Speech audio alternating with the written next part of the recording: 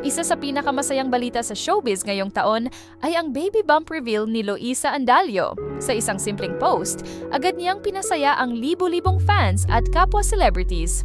Pero ano nga ba ang kwento sa likod ng post na ito at bakit maraming naantig sa kanyang ibinahagi? Masayang ibinahagi ni Loisa Andalio ang kanyang baby bump sa social media.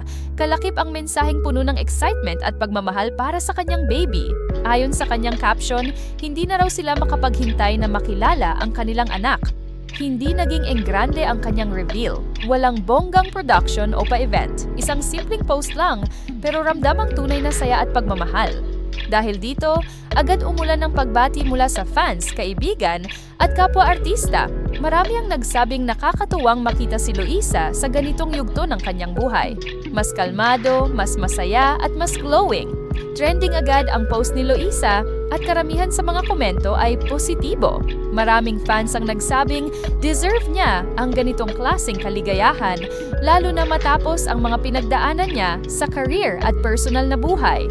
May ilan ding nagsabing inspiring si Loisa dahil pinili niyang ibahagi ang isang napaka-personal na moment ng may dignidad at respeto sa sarili.